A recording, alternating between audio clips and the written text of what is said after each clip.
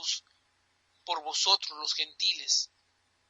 Hermanos, Pablo dice, pues yo estoy prisionero, y vemos pues que esta carta es una de las cartas que Pablo escribe en la prisión, y Pablo dice, pues yo estoy prisionero, y no estoy prisionero pues por haber hecho algo malo, no estoy prisionero pues por delinquir, por hacer alguna maldad, por infringir la ley.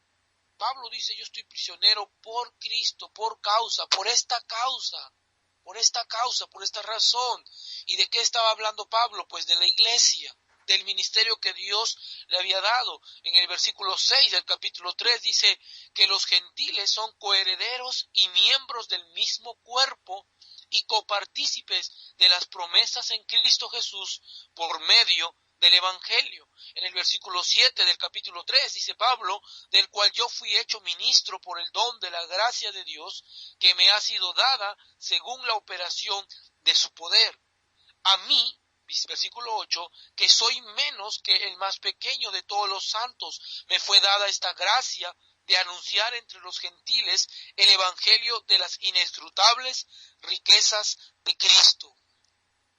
Era por causa de la iglesia, era por causa del ministerio que Dios le había dado a Pablo, que Pablo estaba prisionero. Hermanos, el ministerio de la iglesia era importante para Pablo. Pablo amaba este ministerio y Pablo fue fiel a este ministerio. Pero hermanos, no solamente Pablo, hermanos, era importante para Pablo. Vamos a ver, hermanos, que todos los esfuerzos y toda la entrega y sacrificio que Pablo hizo por predicar este mensaje de salvación a los gentiles.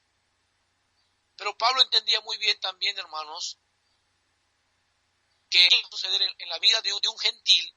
Si algo iba a suceder en la vida de una persona, Dios el autor. Y en el versículo 14 de Efesios 3, Pablo empieza diciéndonos, por esta causa doblo mis rodillas ante el Padre. Pablo aquí pues se dirige al Padre, y Pablo, hermanos, no solamente pues depende de sus esfuerzos y de su entrega, sino Pablo también ahora, hermanos, nos dice, pues yo estoy orando al Padre porque entiendo de que esto que precisa el creyente, solamente Dios lo puede hacer. ¿Y cómo necesitamos nosotros entender, hermanos, que en la vida cristiana, para un crecimiento cristiano saludable, firme, para ser cristianos útiles en la obra de Dios y en el ministerio y ser eficaces en la iglesia, necesitamos estas oraciones? Necesitamos entender que nosotros tenemos necesidades espirituales que solamente Dios puede suplir.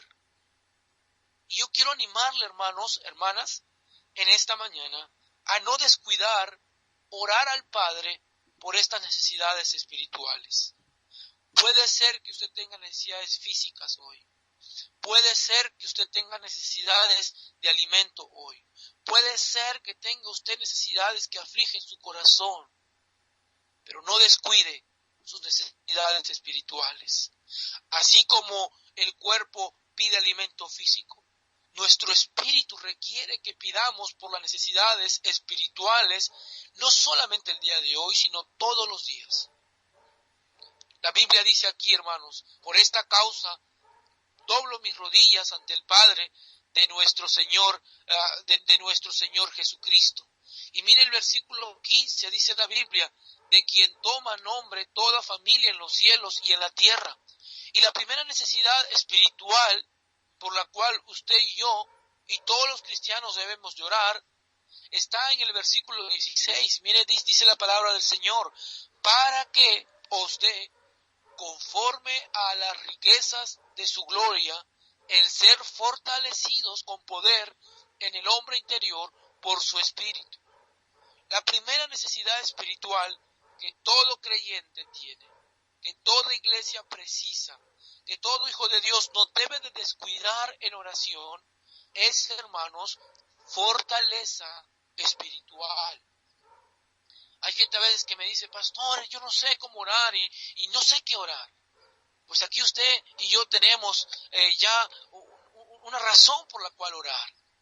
Y la primera hermanos, es fortaleza espiritual. Pablo está orando para que Dios fortalezca la iglesia.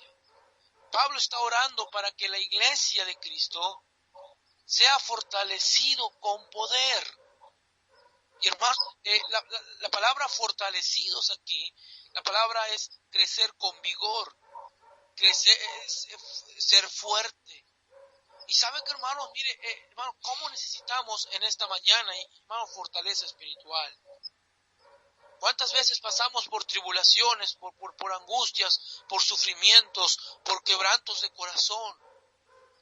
Y muchas veces, hermanos, pedimos al Señor, líbrame de esto, líbrame de las pruebas, líbrame de las luchas, líbrame de las aflicciones. Pero ¿cómo necesitamos pedirle al Señor también en esta mañana? Señor, fortaléceme, dame fuerza espiritual. Hermanos, Dios tiene para darnos no parte de sus riquezas, sino, dice la Biblia allí en el versículo 16, conforme a las riquezas de su gloria. Conforme a las riquezas de su gloria. Hermanos, no estamos mal cuando usted y yo pedimos fortaleza espiritual. Al contrario, necesitamos pedirle eso al Señor. Necesitamos reconocer que nosotros no podemos y que la vida cristiana va a requerir que seamos creyentes fortalecidos. Ahora, Dios es el dador de toda fuerza espiritual. Dice en el versículo 16, para que os dé conforme a las riquezas de su gloria, el ser fortalecidos con poder. Fortaleza espiritual es poder espiritual.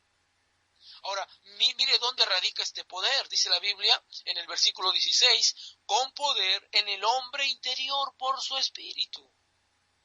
Hermanos, si algo que precisamos hoy en día en nuestras vidas es fortaleza espiritual en el hombre interior. En el hombre interior. Dios, hermanos, es rico en fortaleza espiritual. Pero Dios nos fortalece en el hombre interior. A veces, hermanos, pues nos dejamos llevar por las apariencias y pensamos, pues, porque un hermanito ya usa corbata y pues porque un hermanito pues ya se cambió el peinado, ¿verdad? Ya se cortó el pelo y tantas cosas más, ¿verdad? Que no está mal, por supuesto, pero hermanos, a veces juzgamos por lo que vemos. Pero hermanos, el poder espiritual está en el hombre interior. Poder espiritual no es, hermanos, los años que uno lleva en la iglesia. Una persona puede tener años en la iglesia y ser débil espiritual. Un cristiano, hermanos, pues puede tener infinidades de años en la iglesia y pues tener muchos títulos también quizás, pero hermanos, si su hombre interior no ha sido fortalecido, hermanos, va a ser débil en su vida cristiana. Y hermanos, poder espiritual es un distintivo de todo cristiano obediente que se somete a la palabra y al Espíritu de Dios. Y hermanos, mire, poder espiritual en el hombre interior. El hombre, hermanos, ¿y cómo Dios nos provee de este poder? A través de su palabra. En Mateo capítulo 4, versículo 4, vaya conmigo ahí un momento, hermanos, por favor. Mateo capítulo 4 y el versículo 4, la palabra de Dios nos dice allí, y Jesús respondió y dijo, escrito está, no solo de pan vivirá el hombre, sino de toda palabra que sale de la boca de Dios. Hermanos, el hombre interior es fortalecido a través del alimento espiritual. Mi hermano, mi hermana, no solamente basta con que usted ore, pero ¿cuánto tiempo usted está pasando en la palabra de Dios? ¿Leyó su Biblia en esta mañana?